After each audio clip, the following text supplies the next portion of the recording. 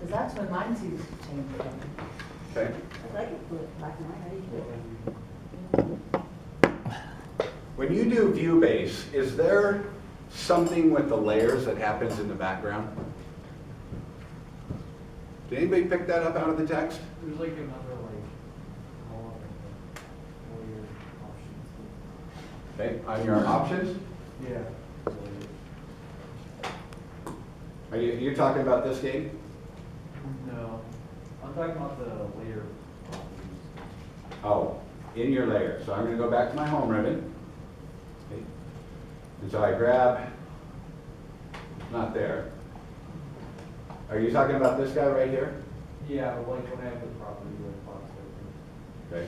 Okay, in your properties, you get another one. Let me just open layer properties and show you what's really going on here.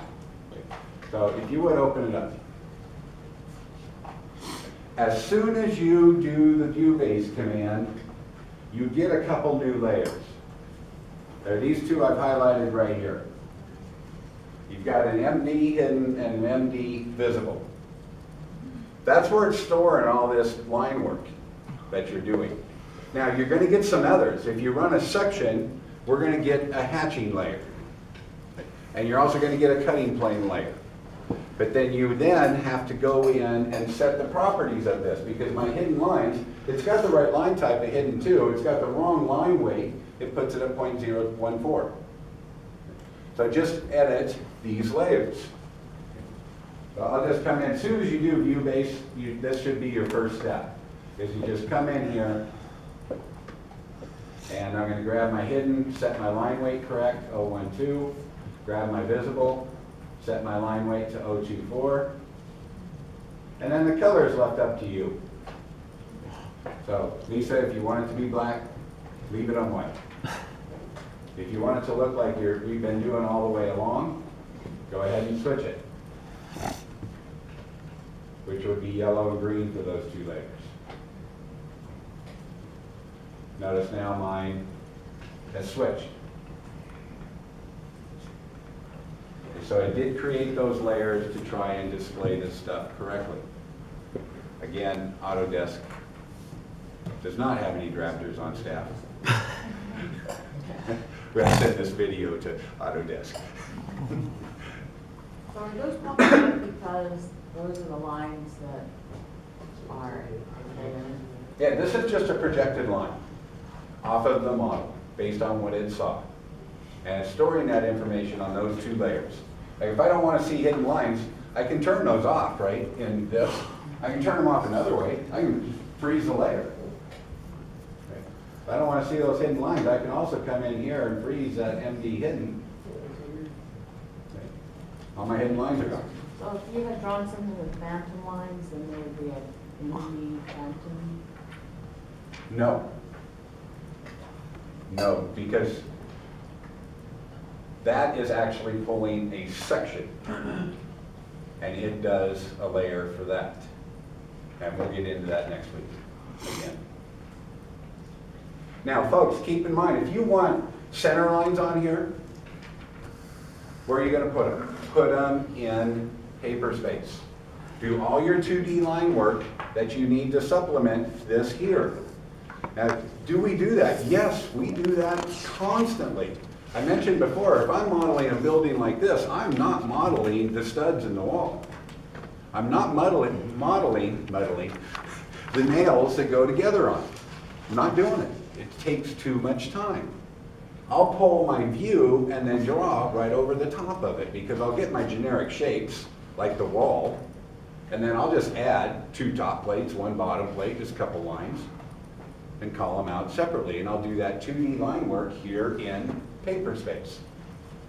I don't have a hole in this, but if I did, okay, I'd come in here and say, okay, well, I need a center line that runs from here to here, okay, and I'll do it. I can still snap to everything, and I might have to then come in and do my old deal where I'm getting in the midpoint of this line, and that is a 0.06, right? And then I do an offset of 0.06. And then I trim.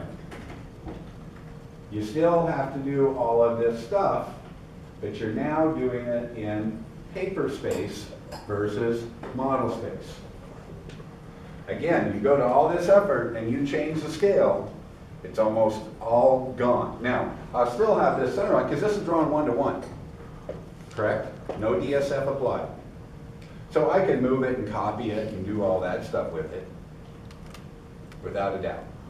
If you have a hard time getting these things to, they get in your way, like you noticed when I was on here, I tried to snap several times to it. Do we have a solution for that? So you quit snapping to that if I'm drawing over the top? What's my solution for that? I'll give you a hint. I showed you a couple construction lines you might use in your 2-point perspective.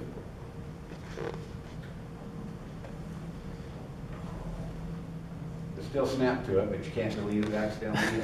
You lock, you. Oh. Yeah, do some layer work, and you can do all of that.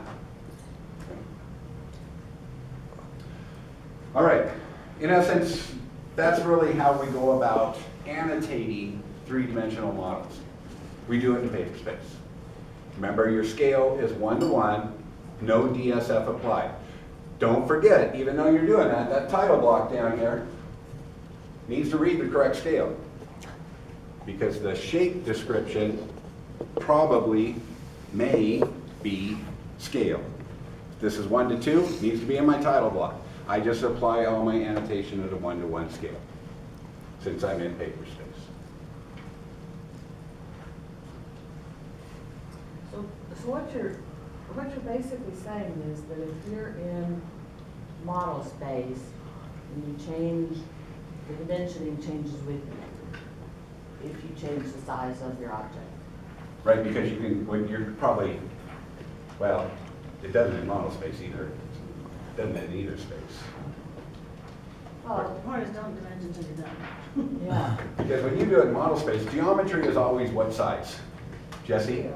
What size is model space? Or your model geometry, what size is it? 1-to-1. Yes. Everybody's geometry should be 1-to-1 always. We use viewports or view base to scale our view of the geometry. It's 1-to-1. Now, if I'm doing this in model space, I don't change the geometry, I just use a DSF on my annotation. I don't change that geometry.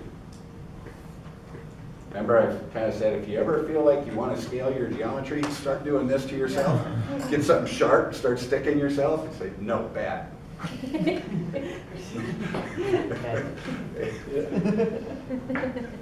It's true, it's true. You'll do it a couple times and you'll start doing that. It'd be like in the old Catholic school, and that's what a nun walks by and whack with an old ruler. Wish I could do that, but I can't. You can throw markers at us. All right, so are we clear on this? Enough of this? Okay. Let's take a quick break and let's go over your assignments. Keep in mind, I will have to go over one other thing for you to do assignment 3. That angle jig where you're doing a couple different views of it. I've saved that one for next week. Let's take a quick break. We'll pick back up in a minute.